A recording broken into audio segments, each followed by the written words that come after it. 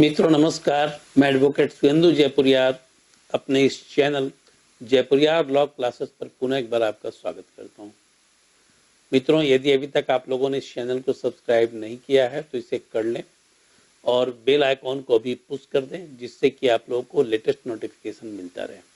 जैसा कि आप लोगों को पता है कि मैं लगातार ही आप लोगों को, जो नए लॉयर्स हैं, उनको ट्रेनिंग देने का काम कर रहा हूं और बेहतर से बेहतर कंटेंट को डालने का प्रयास कर रहा हूं, जिससे कि हमारे जो जूनियर लॉयर्स हैं वह आगे चलकर एक अच्छे और सफल लॉयर बन सकें। मित्रों, आज का जो टॉपिक है वह है समन।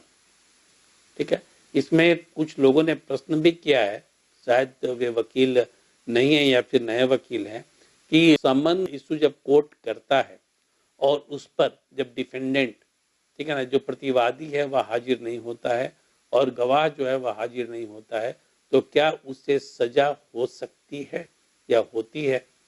तो मित्रों, मैं इन सारी चीज़ों की चर्चा करूंगा, लेकिन सबसे पहले मैं समन की बात करूं कि समन क्या होता है।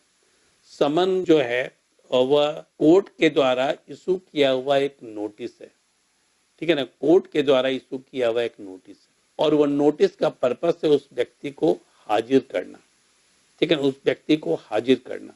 जब कोई भी व्यक्ति किसी भी कोर्ट में, सिविल कोर्ट में और सिविल वाद के तहत, दीवानी वाद के तहत कोई मुकदमा फाइल करता है, कोई सूट फाइल करता है, और तब ऐसी स्थिति में उसके बाद, उसके स्टेटमेंट के बाद जब कोर्ट कन्विंस हो जाता है कि हाँ केस जो है वह मेंटेनेबल है, तब वह प्रतिवादी को नोटिस जारी करता है कि आप इस तिथि को हाजिर होइए और स्थिति को हाजिर होकर अपना पक्ष आप रखिए।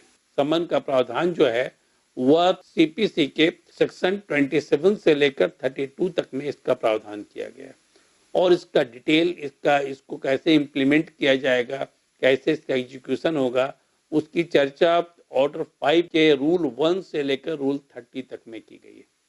ये बहुत ही डिटेल में इसकी चर्चा की गई है। मैं बहुत डिटेल यहाँ पर उसको करने नहीं जा रहा हूँ। मैं आप लोगों को सिर्फ समन की बात बता दूं कि समन किस ढंग से इशू होता है, समन किसको इशू होता है, समन यदि रिसीव नहीं किया गया तब क्या होता है और समन पर हाजिर नहीं होने पर क्या सजा हो सकती है। इन सारी चीजों पर मैं कंसंट्रेट करूंगा। तो मित्रों, समन जो इशू होता है तो समन के साथ जो प्लेंट की कॉपी होती है उसकी कॉपी भी जाती है। ठीक है ना, समन के साथ प्लेंट की कॉपी भी जाती है, जिससे कि डिफेंडेंट जब कोर्ट में अपियर होए तो वह पूरी तरह से तैयार होकर कोर्ट में अपियर हो। ठीक है, तो यह तो होता है समन। दूसरा समन होता है जो गवाही को, जो गवाह है उसको हाजिर करने के लिए जो समन इशू किया जाता है। जिस गवाह का नाम डिफेंडेंट या जिस गवाह का नाम जो प्लेंटिफ है वो देता है और वह हाजिर नहीं हो रहा, हाजिर करने की जिम्मेवारी उन लोगों की है। यदि वह हाजिर नहीं हो रहा है तब ऐसी स्थिति में उन्हें समन इशू किया जाता है, या फिर यदि कोई गवाही जो है वह बाहर रहता है तब ऐसी स्थिति में उनको समन इशू किया जाता है और उसका पर्पस भी वही है कि वह कोर्ट में हाजिर हो। ठीक है ना, वह कोर्ट में हाजिर हो। जो गवाह को समन इशू किया जाता है उसमें प्लेंट की कॉपी नहीं होती है। डिफेंडेंट को जो समन इशू किया जाता है उसमें प्लेंट की कॉपी होती है। अब यदि समन इशू करने के बाद, ठीक है ना, समन इशू करने के बाद भी डिफेंडेंट हाजिर नहीं होता है कोर्ट में, तब ऐसी स्थिति में क्या किया जा सकता है? पहले तो जो समन इशू किया जाता है वह कैसे किया जाता है? समन को रजिस्ट्री के द्वारा भेजा जा सकता है, दस्ती समन होता है, मतलब कि उसको किसी व्यक्ति के द्वारा भेजा जा सकता है। ठीक है ना, वो दोनों ही तरीका अपनाया जाता है। यदि पहले तो रजिस्ट्री के द्वारा भेजा जाता है या फिर कोर्ट ने यदि आदेश किया है कि दस्ती समन किया जाए तो वह व्यक्ति जाकर वहां पर उसको अपना समन को डिलीवर करता है। ठीक है ना, समन को डिलीवर करता है। लेकिन इन दोनों के बावजूद भी यदि डिफेंडेंट हाजिर नहीं होता है, प्रतिवादी हाजिर नहीं होता है, तब ऐसी स्थिति में क्या किया जा सकता है? तब ऐसी स्थिति में उसके घर पर समन की कॉपी चिपका दी जाती है। ठीक है ना, उसके घर में समन की कॉपी चिपका दी जाती है, जिससे कि उसको पता चल जाए कि उसके घर पर कॉपी चिपकी हुई है, कभी भी वह आए तो उसको उसकी जानकारी और वह कोर्ट में हाजिर हो जाए। दूसरी बात यह है कि यदि घर पर कोई एडल्ट मेंबर है, घर पर यदि मान लीजिए उस व्यक्ति की पत्नी है, उसका भाई है, उसके पिता हैं, तो वह कोई भी व्यक्ति उस समन को रिसीव कर सकता है। लेकिन एक बात को आप ध्यान में रखिए कि कोई घर का नौकर समन को रिसीव नहीं कर सकता है, वह वैलिड नहीं होता है। ठीक है ना, वह वैलिड नहीं होता है। इस बात को जान लीजिए कि यह एक कमजोर पॉइंट है किसी भी प्लेंटिव के दृष्टिकोण से, और डिफेंडेंट यदि चाहे तो यहाँ पर अपने आप को इस ग्राउंड पर भी डिफेंड कर सकता है। उसके बावजूद भी वह हाजिर नहीं होता है, तब पेपर में पब्लिश किया जाता है उसको हाजिर करने के लिए। ठीक है, और उसके बावजूद भी यदि नहीं हाजिर हुआ तो मुनादी की जाती है, ड्रम बीट से मुनादी की जाती है उसके घर के आसपास कि उसको हाजिर होना है। ठीक है ना, उसको हाजिर होना है।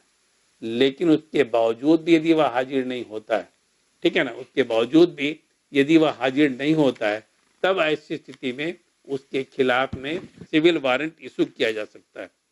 सिविल वारंट इशू किया जा सकता है, जिसकी चर्चा सेक्शन 32 ऑफ द सीपीसी में की गई है। ठीक है, इसके अलावा उसकी प्रॉपर्टी को अटैच किया जा सकता है, मतलब कि उसके घर को सील किया जा सकता है, उसके यहाँ कुर्की की जा सकती है, ये सारा कुछ हो सकता है। इसके अलावा उसके ऊपर फाइन इम्पोज किया जा सकता है, लेकिन फाइन का अमाउंट 5,000 से ऊपर नहीं होना चाहिए। ठीक है ना, फाइन का अमाउंट 5,000 से ऊपर नहीं होना चाहिए।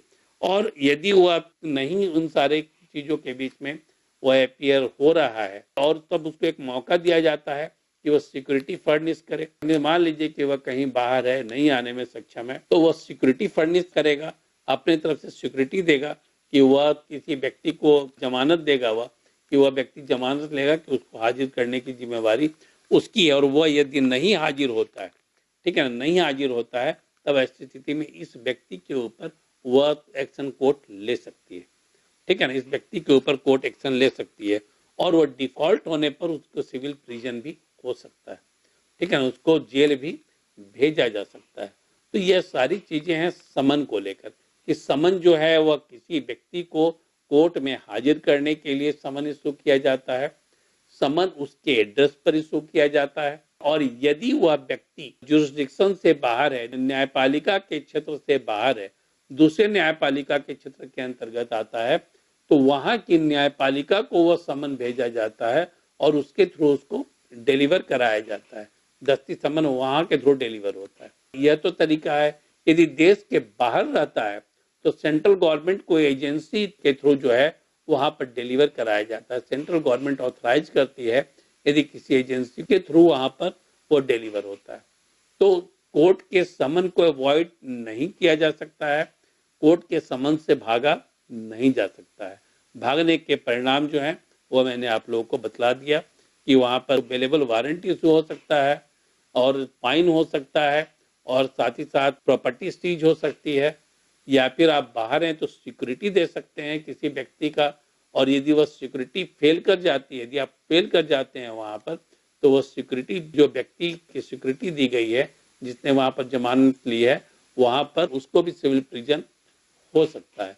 तो मित्रों, समन क्या है ये आप लोग समझ चुके होंगे, और उम्मीद करता हूं कि समन को कोई भी व्यक्ति लाइटली नहीं लेगा। धन्यवाद।